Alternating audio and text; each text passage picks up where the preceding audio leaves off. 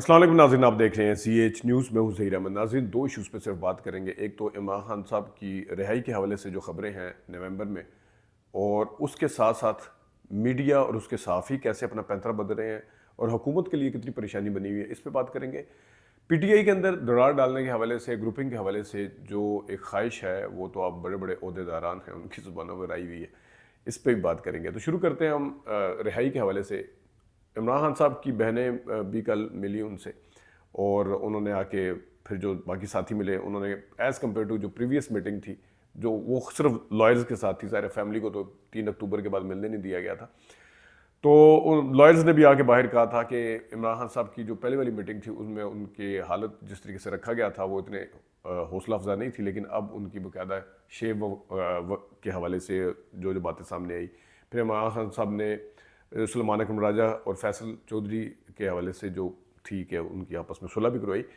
ये सुलह और तकसीम की जो बात है, ये हम ज़रा अगले वाले टॉपिक में करते हैं। अभी इमरान खान साहब की जो अहलिया जब रिहा हुई तो उस वक्त शहर इक़्तिदार में एक ख़बरें फैलना शुरू हो गई कि इमरान खान साहब की रिहाई भी अनकरीब होने वाली है।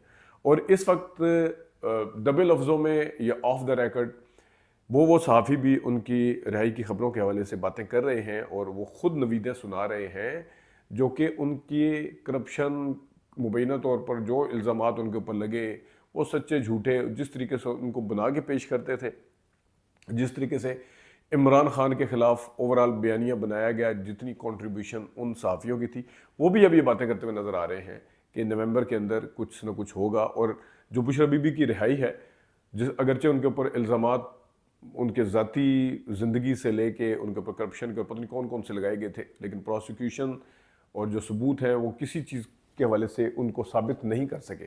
तो इनकी रिहाई को भी इसी पैराए में देखा जा रहा था कि ये बिल्कुल इमरान खान साहब के लिए भी। तो अब इमरान खान साहब के हवाले से ख़बरें जो आ रही हैं, ऊपर से अमेरिका का इलेक्शन भी है, यहाँ इस्टेब्लिशमेंट जो है उन्होंने अपना हर किस्म का जोर लगा के देख भी लिया है, हर किस्म का बयानिया बना के उनके ख़िलाफ़ देख लिया, सारा कुछ करके देख लिया, कुछ भी नहीं हुआ, और उनकी पॉपुलैरिटी जो है अपनी जगह इंटैक्ट है।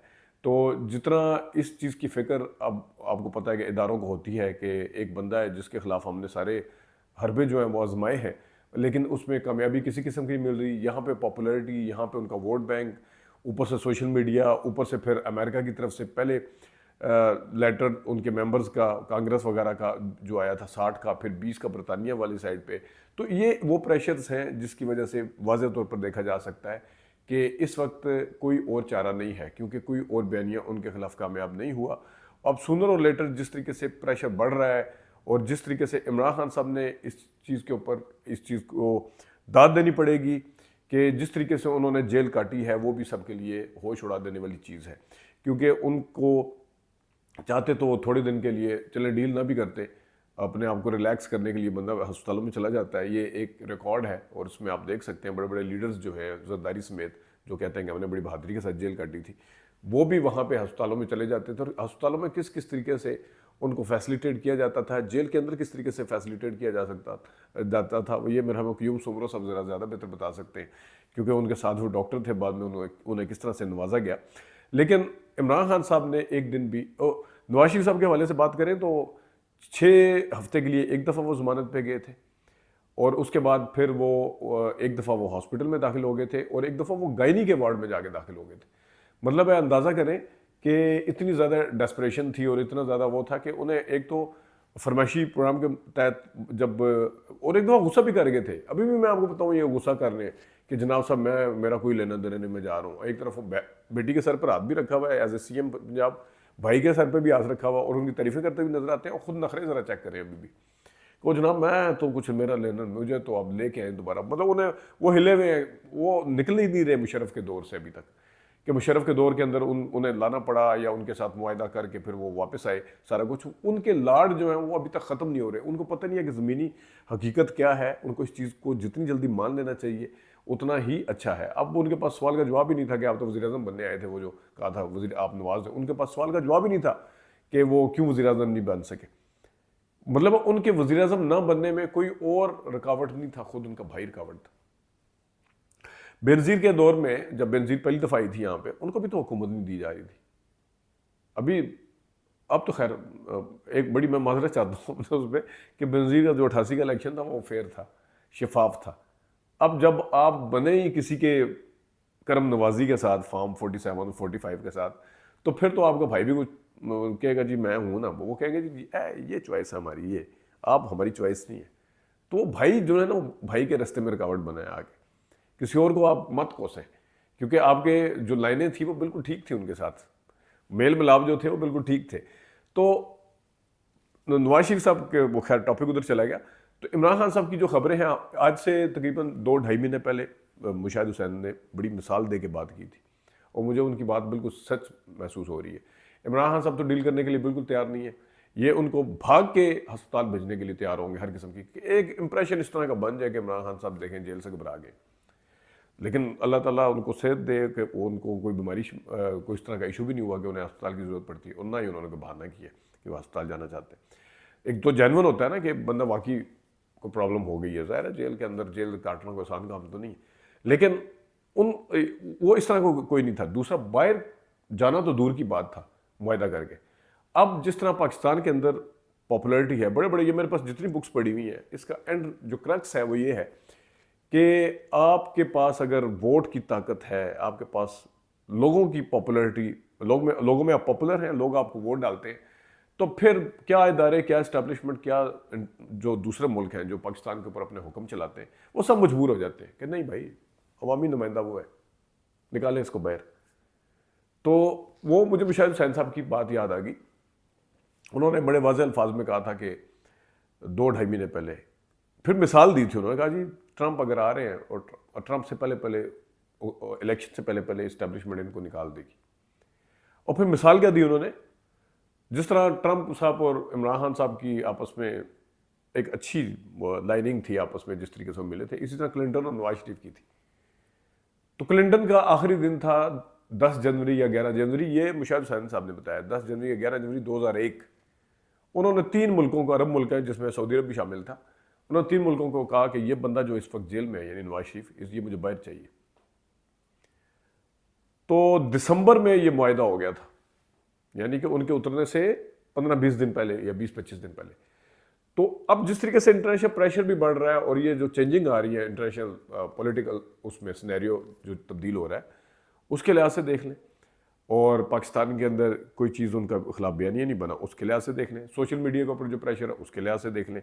अब जो मेन स्ट्रीम मीडिया प्रेशर जो बदल रहा है, मैं इसलिए कह रहा था कि जो सहाफ़ी उनके खिलाफ बयानी बना रहे थे, अब जनाब साहब वो ये तक कहते हुए नजर आ रहे हैं कि ये हुकूमत तो उनको मार देगी जेल में, तो मारने की कोशिश कर रही है, ये तो बड़े ख़तरनाक बात है। मतलब है कि कल तक आप ये चीज़ मानने के लिए तैयार नहीं थे कि इमरान खान साहब वो बिल्कुल जायज़ पकड़ा हुआ, उसको यूँ होना चाहिए, उल्टा ये कहते थे जनाब इनको 9 मई के वाले से ये करने फलाना करने। अब वो आपके सामने, अब वो पैंतरे इस तरह बदल रहे हैं और ख़ुद नवीदे भी सुना रहे हैं कि जनाब साहब रिहा हो जाएगा वो। मतलब आप ये देखें कि आज से 3 महीने 4 महीने पीछे चले जाओ, देख लें मीडिया उठा के, तो किस तरीके से सिनेरियो बदला। बुशरा बीबी वाला जो था वो, तो ये एक था कि वाज़ेह तौर पर आपको इशारे मिल रहे हैं और मुसाफियों की तरफ से भी, जिनको अब घबराहट का आलम ये है कि जनाब साहब कल कला अगर इमरान खान साहब रिलीज़ हो गए, चले गए, तो फिर तो हम तो गए, क्योंकि वो तो लगे हुए थे किसी के कहने पर एक बयानिया बनाने। दूसरा जो टॉपिक है वो तकसीम के हवाले से। तकसीम में अब अंदाज़ा करें कि अतातारड़ हों जनाब, वो ये तो आपस में लड़ रहे हैं, इनकी ग्रुपिंग है, ये है, जिस तरह वो बोलते हैं। फिर वो केपी के गवर्नर को देख रहे हैं, फैसल ग्रीन कुंडी को। ये अभी अलीमा खान रिलीज़ हो गई हैं और अब ये दोनों बहनें और ये बुशरा बीबी के साथ लड़ेंगे। भाई उनका आपस का मामला, आप इतने हलगान क्यों हो रहे हैं? इसका मतलब है कि आपको फिक्र है कि आपस में लड़ें। और हर तरफ से आप देख लें, जो इस्टेब्लिशमेंट के करीब समझे जाने वाले तर्जुमान आते हैं उनके, वो भी आगे तकसीम होगी, तकसीम होगी। आखिरी अरबा जो है ना इस वक्त हुकूमत के पास और इस्टेब्लिशमेंट के पास ये है कि ये तकसीम होगी और तकसीम। तो तकसीम के हवाले से कल जो इमरान खान साहब ने मुलाकात की, फैसल चौधरी, उनका भी आपस में करा दिया, फवाद चौधरी को भी मैसेज दे दिया इंडायरेक्टली कि आपने इसके ऊपर नहीं कुछ करना। और इमरान खान साहब को भी इस चीज़ का एहसास है। वो तो जब बाहर थे, जब वो कैद नहीं थे, उन्हें सजा नहीं हुई थी, वो कहते थे मेरा दिल करता है कि 48 घंटे का दिन हो, मेरी आधी कहते हैं एनर्जी है, वो बताते थे कि इस चीज़ के ऊपर ज़ाया हो जाती है कि मैंने पार्टी के बंदों को आपस में जोड़ना है और ये करना है। तो इस हद तक मतलब है, और ये चीज़ है। अब इमरान खान साहब का सिर्फ एक टेस्ट होगा कि वो बुशरा बीबी को कितना मना करते हैं कि वो सियासत अंदरूनी तौर पे ठीक है, वो अपने शोहर के साथ खड़ी हों, उनका शोहर जो फैसला करते हैं उसको इंडोर्स करें, अपनी तरफ से कोई इस तरह का फैसला ना ले। तो ये इमरान खान साहब का एक है। और इमरान खान साहब को मतलब ज़ाहिर वो जेल में है, बाहर उन्हें मना कोई नहीं कर सकता। फैसला जो होगा वो अगर एक साइड से आएगा, ना कि अलीमा खान, ना कि उनकी दूसरी बहन, ना कि बुशरा बीबी, ना कि गोहर और उमर अयूब वगैरह, ये तमाम के तमाम, अब ये एक साइड से फैसला अगर आएगा तो तब जाके आप जिस तरीके से मुतहिद है, आपकी पार्टी मुतहिद है, तब आपका एक कामयाबी आप समेट सकते हैं। और ये तकसीम का जो ख्वाब है, वो उमर अयूब भी कल कह रहे थे कि बानी चेयरमैन का सिर्फ हुक्म चलेगा, उसमें सिर्फ एक धड़ा है, कोई फॉरवर्ड ब्लॉक नहीं। फॉरवर्ड ब्लॉक की बड़ी बातें हुई, फजवाडा सामने आगे कहा फॉरवर्ड ब्लॉक बनेगा, किधर है फॉरवर्ड ब्लॉक? पहले भी उन्होंने कहा था कि इतने टूट जाएंगे, इतने ये हो जाएगा, इससे पहले वो किधर है सारे?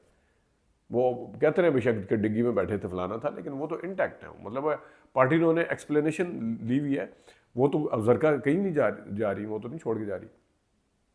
तो वो फॉरवर्ड ब्लॉक बनने की जो खबरें थी, वो अगर इतनी सच्ची होती तो वो सबके सामने आ जाती। हुकूमत 27वीं तरमीम से पीछे हट गई है। 27वीं तरमीम का उन्हें एक शौक लगा था, जो हफ्ते वाले दिन जस्टिस याह्या अफरीदी साहब जो चीफ जस्टिस बने, उन्होंने आके जो 2 जजेस को, जिसको हुकूमत पसंद नहीं करती, बीच में डाला और फैसले किए। और कल बाकायदा तौर पर मंसूर अली शाह उम्र के बावजूद वहाँ पे तजवीज़ देने के लिए हाजिर थे। वहाँ पे उन्होंने वीडियो लिंक के जरिए खिताब किया। ऊपर से इलेक्शन कमीशन की को अलहदा फिक्रें पड़ी हुई हैं इन तमाम चीज़ों के बाद कि जनाब हमने तो वो अमल दरामद ही नहीं करवाया था, हमारे पे तो अब ज़ाहिर है जजेस सारे मिल के बैठेंगे। जजेस अगर यूनिटी शो करते हैं, जो कि करेंगे, मेरा नहीं ख्याल कि अब अमीनुद्दीन साहब भी कुछ कर सकते हैं।